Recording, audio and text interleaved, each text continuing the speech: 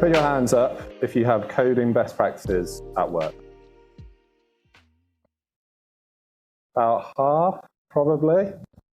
Okay, but just to be clear, by coding best practices, I mean practices and things that conventions that you've agreed on as a team.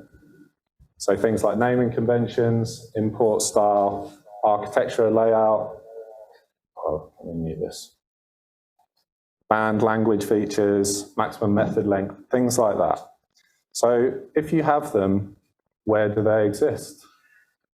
Probably in your head, or in like different people's heads around the team. And everyone probably has a different idea of what they are. So if you don't have practices, they're not kept anywhere. Sometimes they're in our heads. And in the best case scenario, does anyone have this? It's written down in a document. If it's in a document, that's all very well. But when you onboard people, they have to read that. You often forget what's in the document. Next up, how do you enforce them? So if you don't have them, obviously they're not. Maybe you've got linting tools, you use Pylin or Flake8. Those are very, very good for enforcing best practices of the language, but not necessarily best practices of your code base. The best place is code reviews, so that always helps. But often the reason that we don't follow best practices at work is because it's so difficult to define, share, and enforce them. Surely there's a better way, surely. So, first I'm going to tell you about my history and how we came to make this better way. So let's go all the way back to 2007 when I started programming. So after a month at my first job, I was given my first project. I had some requirements. Check an API record format matches between the client and the server. And this had already been implemented for one record format to make it work for all of the record formats. So this just felt impossible. Like I needed to make a request from the client to the server. Sounds easy now, but at the time, very, very hard. Needed to change the server. I needed to hash the record format on the client side. I needed to check all of these different records. So it took me a long, long time, a couple of months, made low progress, and then I'm the king of the world. Who remembers that first feeling when you solved a difficult programming problem? Amazing. Absolutely amazing. Then I had my first code review. Please rewrite this. So I had just written this massive long procedure. There was no design at all. My code reviewer wanted it broken down, object-oriented, instant variables, methods, all of these things that I had no idea about. But it was a brilliant experience. I spent the next month doing this, and it really put me in the right path of trying to write high-quality code. So I'm really, really grateful for that initial code review. So the company we worked at, it had a lot of legacy code. It was founded in 1983. Most of the code was written in RPG. 5 million lines of it. Business logic, all written in RPG. There's a desktop application written in in Delphi, and a website written in Java. No automated testing or builds. So when you finished your changes, 2 days later it got built, and then someone would test it and give you some feedback. So it was very, very slow. And apart from that first code review, I don't think I ever had another code review. So that was an amazing, lucky experience for me. And the architecture was just a giant ball of mud. It was really horrible. But this was a training ground for me. Like it was a free-for-all. Everyone just had different styles. Everyone worked in different ways. And the thing that I did was I just refactored everything that I could. Started off very small, started off refactoring my own code, and I started refactoring other people's code. Then I just tried to refactor everything. So I just became completely obsessed by refactoring. And yeah, that's mostly what I did for my 9 years there. I decided at 9 years I didn't want to reach the 10th year. So I left. And this is the photo I took during my leaving presentation. There's Dean. He was the one who gave me my leaving presentation. The thing about this company was the people were brilliant. I loved them. They're just really, really friendly. And so there were two people that allowed me to be here today. One of them is obviously Dean, taught me a tremendous amount, as well as introducing me to Brighton Pi. And the other one was Nick, who became my co-founder at Sorcery and also got me my next job, which was at Imperial College London. So he was there on a 2-year contract. I joined him for 6 months. We were building this early warning system for epidemics. So reading Twitter tweets, trying to work out whether people were ill or not from them, and then aggregating those by location, and then seeing the trend over time. So over time, it looks like this, and then there's an epidemic, it looks like this. No one took any notice of us at the time. Of course, a few years later, COVID happened, and everyone was very, very interested. We got a lot of citations for our paper. So the other thing at Imperial was there was this deep learning network, which was a weekly meetup that I went to. We'd learn about all of the latest, most interesting deep learning research. And I'd go home every day or every week and re-implement it. And that became my new obsession. I implemented all sorts of things, image classification, Atari reinforcement learning algorithms. I wrote a version of AlphaGo that played Connect 4 and beat me all the time, which was really, really good. And I just thought you could use deep learning for everything. So combine my two obsessions together, refactoring and deep learning. So I started off, to start off with, I decided to refactor closure codes because I thought it'd be very, very simple. So very simple syntax, just basically has opening brackets, closing brackets, square brackets occasionally. And so I wrote recurrent neural network autoencoder, took in closure code, output closure code. And it didn't work. It didn't work because it would just output syntactically incorrect code. It put brackets in the wrong places. It would call functions with the wrong number of arguments. It was just wrong. But we had read a paper in the deep learning network that said you could constrain recurrent neural networks and their output to only valid strings. And that was used to generate protein strings. So I was like, okay, I could use that to generate only valid closure code. So I spent absolutely months on this thing, months and months. And eventually it worked. It was brilliant. But it didn't really work. It output syntactically correct closure, but it wasn't semantically correct. And it didn't actually refactor the code. It just produced like random code. So yeah, that was the end of my love affair with deep learning.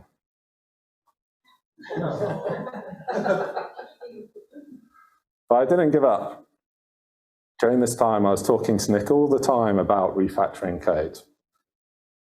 So we came up with a different way. We based it on how people refactor code themselves. So how do you refactor? You have an end goal in mind. You know what the code is to start with, and you know what you roughly want it to end up like. You take small steps, each of them towards that goal, and each of them correct in the sense that the code is still working. So hopefully you've got automated tests that check that it's correct at each stage. So how could we implement this algorithm? First, we needed a good test case. I'll show that in a second. We refactored it manually ourselves, step by step, and we recorded all of those steps. We wrote them all down. And then we implemented each of those code transformations one by one. And then once we had all of those, we built a search engine that looks through all of the possible combinations of refactorings, and it was guided by code quality metrics. So it's trying to find the best quality of code using all these steps, and finally it outputs the refactored code. So let's see our test case. This is the Gilded Rose. It's actually a reasonably well-known refactoring kata. So it's basically coding piece of code to train yourself on to improve your refactoring.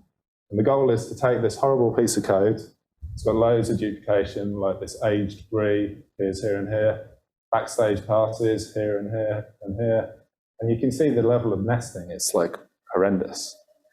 So we wanted to refactor this. So we refactored it individually. We came up with about 15 steps that were needed to refactor this.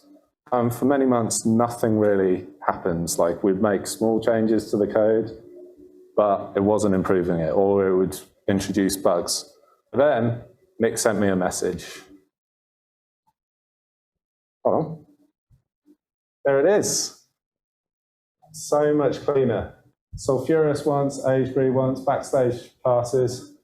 We're the kings of the world. It was fantastic. So we proved to ourselves that this could actually work, that we could actually take this horrible piece of code and make it much more sensible. It's still messy, but that's just the complexity in the actual code. So then, had a prototype. We obviously wanted to turn it into a real product. So we polished the search algorithm, made it faster, added loads more refactorings. We made it so you could actually use it in your IDE. So while you're writing your code, Sorcery is reading the code and offering you suggestions to refactor it in real time. We have a GitHub bot, so you make your pull requests and it reviews those and refactors them for you. And the command line interface to apply changes in bulk. And obviously, everything needs a website so people can find out about it. Right, so I get to show this off.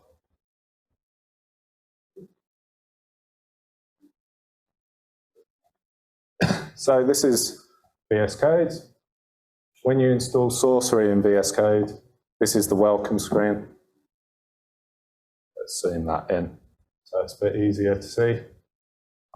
So Sorcery has read this code that's been written, and it's highlighting this line. So if I hover over it, this is the suggestion that Sorcery is giving you. We can use a list comprehension instead of this. So simple enough refactoring. It's quite difficult to do this while looking behind me.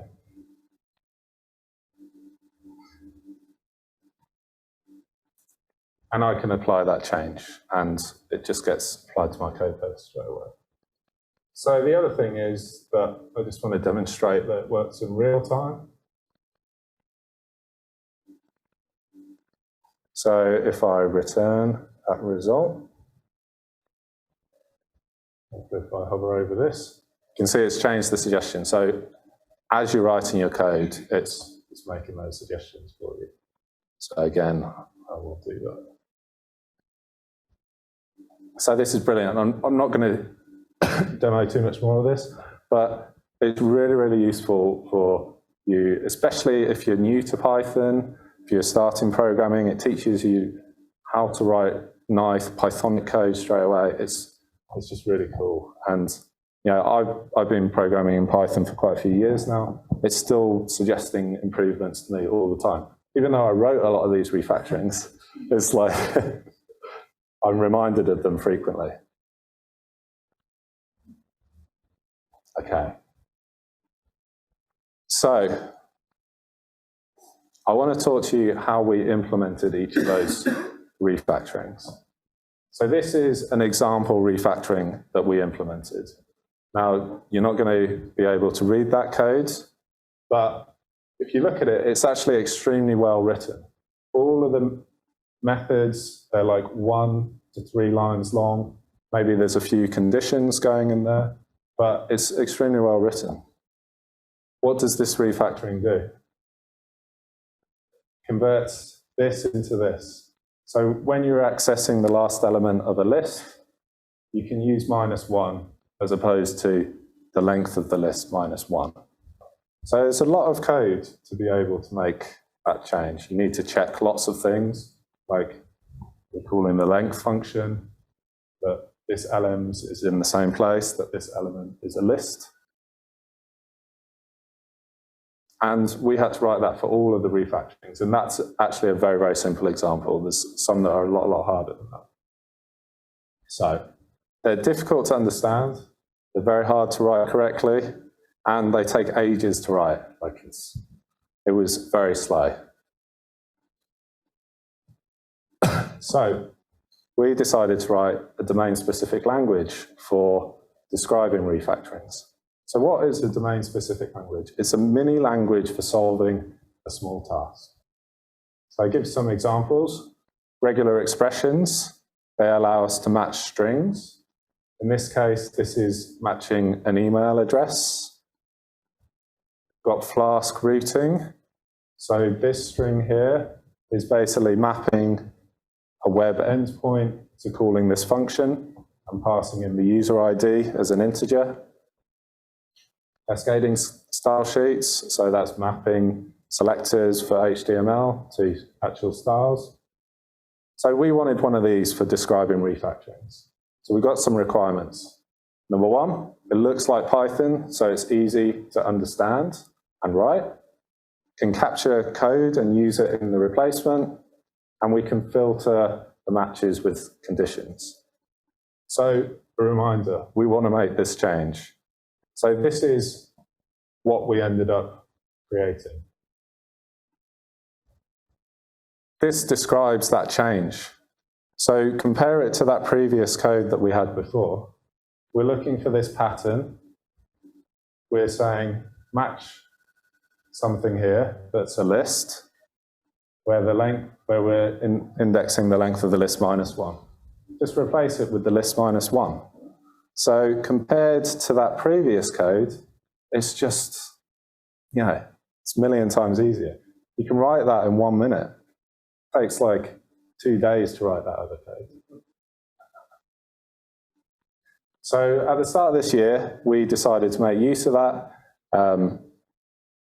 We wanted to massively increase the number of refactorings that our users had. So we could use this DSL and write loads of new ones. So this is the chart over time, a couple of interesting events. Here, we implemented f-string formatting. So lots of people use like old format strings. So loads of suggestions happened here. We got a massive boost. Here, introduced a bug where lots of our users got no suggestions at all. They came back down, fixed the bug, started to come back, and then we pushed really hard at the end of the quarter. So it was just really successful. You can see here we've over doubled the number of refactorings in 3 months. So what were the next steps after this? During that time, we spoke to loads of users, and we discovered same theme coming up. They wanted to write their own refactorings. And now that we've got this DSL, maybe we can just make it available to them. So that previous example, you can write this in your config file, give it a name. Here's pretty much the same pattern. Now we've moved the condition outside that pattern, and there's a replacement. So you can just write your own refactorings like that. If there's a pattern of code that you want to replace with something else, you can write it in a couple of minutes. So I just want to give you a demo of this, because this is also super cool.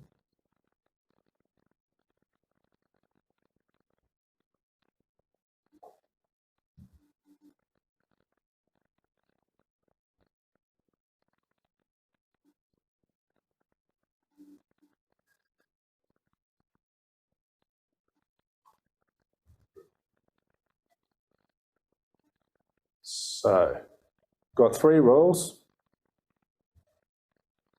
First one, we don't want to raise not implemented because it's not actually an exception. The correct thing to raise is not implemented error. So that's quite a common mistake that people make all the time, including myself. So write a simple rule like that.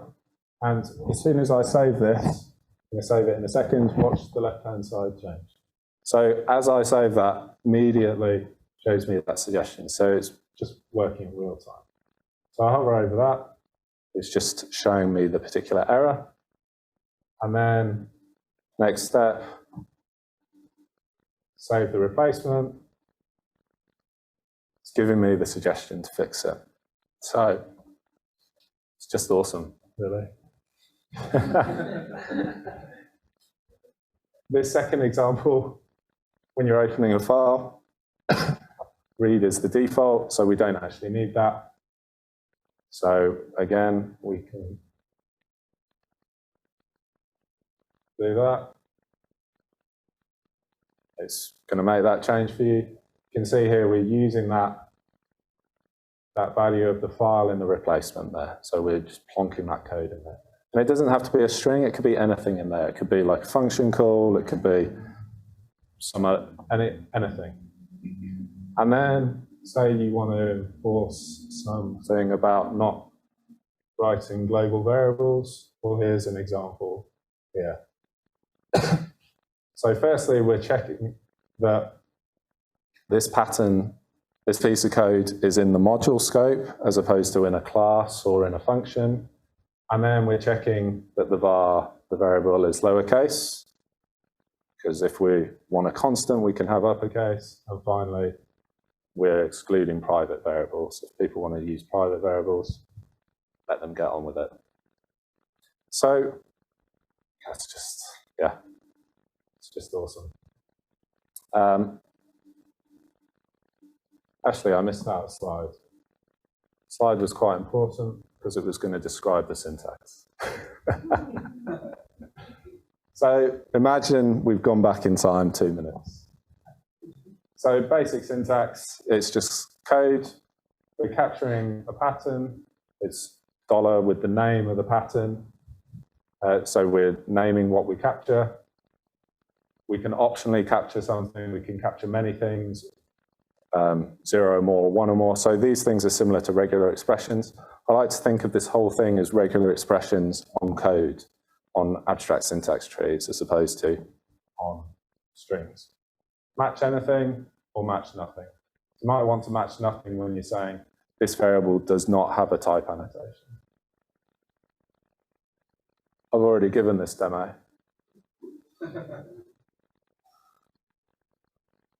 Okay, so what are some use cases of this? So we can apply bulk refactorings to our code base. We can find, fix, and prevent bugs, and we can enforce best practices. So going back to the original question of the talk. So here's an example where you might have a bulk refactoring you want to do. So prior to Python 3.9, if you wanted to type something as a list, you would use typing.list. And it was a bit of a pain. We've had like hundreds of places on our code base where we had typing.list. And then now you can just use list instead. So this takes typing.list and replaces it with list. So it's going to take that top and change it to the bottom part. Now, what's really cool about this is it performs name resolution. So all of these A, B, C, and D, they're all typing.list, just with different ways of naming it. So I'm using an alias for typing here, and I'm using an alias for list here. And it's going to take all of those and realize they're all actually typing.list, and so it can make those refactorings the same. So yeah, I love that part. It's brilliant. And I'm going to demonstrate how we can apply that in bulk later from the command line. So find, fix, and prevent bugs. This was a bug that someone raised in the Sorcery public repo, saying that they couldn't use emojis in their config file. And actually, our default config file has an emoji in it, so we caused this issue in the first place. So we use pass throughout our code base, and the problem was that we weren't specifying an encoding, so it was just using the encoding of the system. So we wrote a couple of rules. If we see read text, make sure that we use the encoding UTF-8, and the same when writing text, use the encoding UTF-8. So apply that across the code base. fixed like 5 places, bugs gone from the system. And then the best part is we can put this in our config file and ensure that whenever we're reading or writing files again, that never happens. It's just, yeah, that bug can never happen again. It's fantastic. So, important best practices. Surely there's a better way. So we wanted to test out these custom rules and see whether they were useful. So we took the Google Python style guide as a test case. So I'm going to show a few examples. So we read through the whole thing, and we basically converted it into these sorcery custom rules. So no relative imports. So I don't know whether you use them, but from dot import something, that's a relative import. Google Python style guide says do not use them. So this is it. From some module, import dot dot dot, and we can check whether the module starts with a dot. Yeah? And that's it. That's that rule. Exceptions should end in the name error. They should be called something error. So we can match the class. We can grab the name of the class and the base class.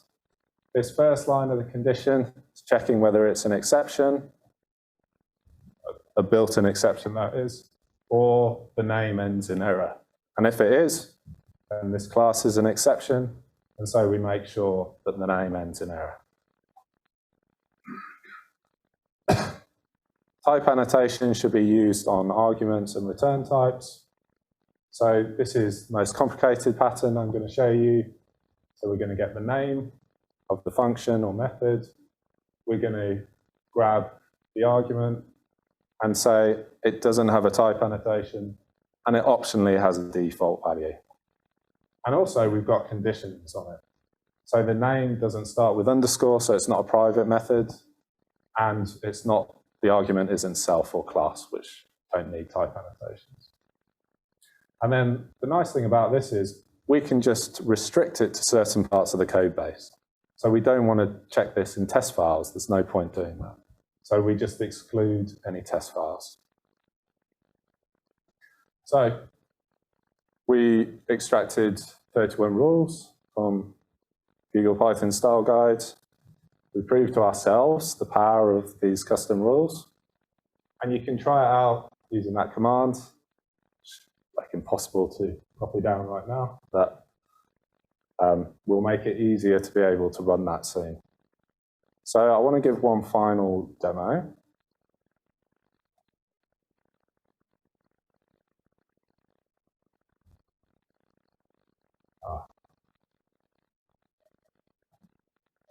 Does anyone know how to bring up a terminal? Seems to.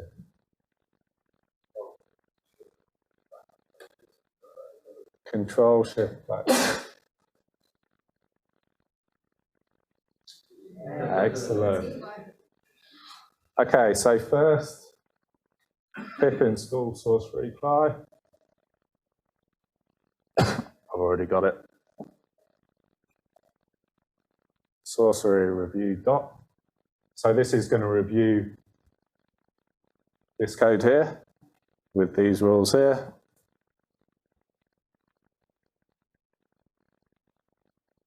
So there's some more stuff up there, but basically it's saying, you know, these are the 3 issues. You can review it in place, because I'm actually going to do something else to start off with, which is verbose mode, which if I scroll up here, is actually showing me what it's going to do. So it could be quite nice in your CI. And of course, oops, on key. We can make those changes in place. See that code change there? Fixed it straight away. And